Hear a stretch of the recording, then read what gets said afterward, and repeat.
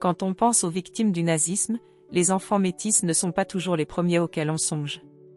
Pourtant, dans l'Allemagne d'Hitler, ces enfants issus de parents d'origine différente étaient perçus comme une menace directe contre l'idéologie raciale du régime. Leur existence, en contradiction totale avec l'idéal arien prôné par le Troisième Reich, les condamna à une existence marquée par l'exclusion, l'humiliation et parfois des persécutions plus brutales. Avant l'arrivée d'Hitler au pouvoir, l'Allemagne comptait déjà des enfants issus de mariages mixtes. Une partie d'entre eux étaient nés des relations entre soldats allemands et femmes africaines dans les colonies allemandes d'avant la Première Guerre mondiale, notamment au Cameroun, au Togo ou en Namibie. Mais la majorité des métis présents en Allemagne dans les années 1920 provenaient de la Rhénanie occupée par les troupes françaises après la Première Guerre mondiale. Les Français avaient envoyé des soldats issus de leurs colonies africaines pour surveiller cette région, et certaines relations entre ces soldats et des femmes allemandes avaient donné naissance à des enfants métis. Beaucoup d'entre eux sont nés de viols. Dès cette époque, ces enfants furent la cible de moqueries et de discrimination. Les nationalistes allemands les appelaient les « bâtards de la Rhénanie » et les accusaient d'être le fruit d'une « contamination raciale » orchestrée par la France. Certains journaux nationalistes affirmaient que la France voulait affaiblir la pureté allemande en imposant un « mélange racial ». Avec l'arrivée d'Hitler au pouvoir en 1933, la situation des enfants métis empira considérablement.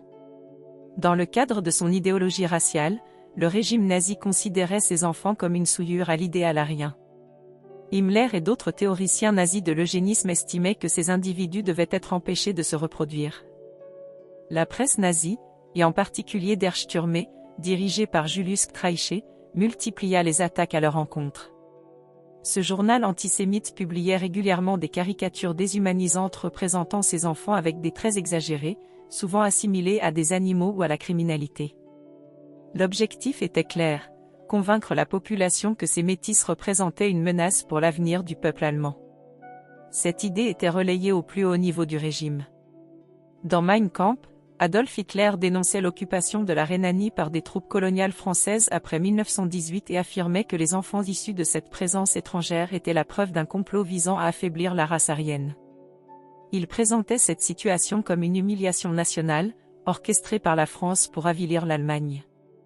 Le cinéma et la presse nazie participèrent également à cette propagande, en diffusant des films et documentaires alertant contre le danger du métissage. Les femmes allemandes qui avaient eu des enfants métis étaient vilipendées, accusées de trahison envers la nation. Ces productions justifiaient la nécessité d'une politique radicale pour corriger ce qu'ils considéraient comme une aberration biologique. En 1937, Hitler ordonna la mise en place d'un programme secret visant à stériliser les enfants métis de Rhénanie. Cette opération, menée par la Gestapo et les autorités sanitaires, consista à localiser ces enfants, souvent avec la complicité des administrations locales, puis à les opérer sans leur consentement. Environ 400 à 800 enfants furent ainsi victimes de stérilisation forcée, souvent dans des conditions atroces. Parmi ces victimes, certains ont laissé des témoignages poignants. Un jeune homme métis décrit comment il fut convoqué dans une clinique sous prétexte d'un contrôle médical et qu'on lui annonça après l'opération qu'il ne pourrait jamais avoir d'enfant. D'autres racontent avoir été rejetés par leurs propres familles allemandes, qui ne voulaient plus avoir affaire à eux par peur de représailles.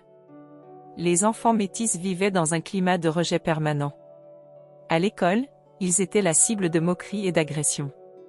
Beaucoup d'entre eux furent interdits d'études supérieures et de certaines professions. Les enseignants les humiliaient en classe, les présentant comme des exemples de décadence raciale.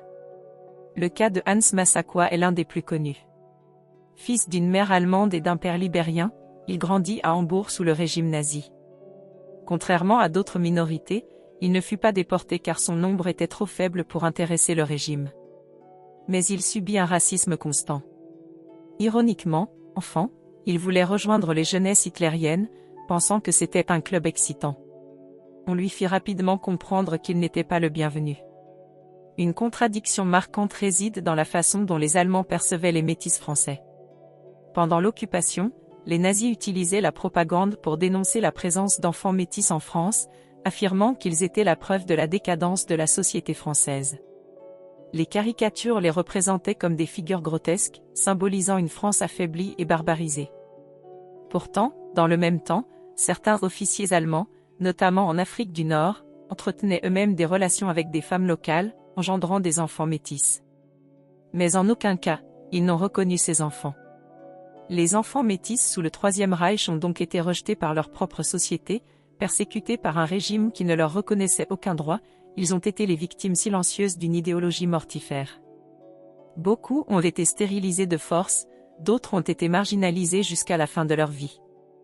Aujourd'hui, leur histoire reste encore méconnue, mais elle mérite d'être racontée.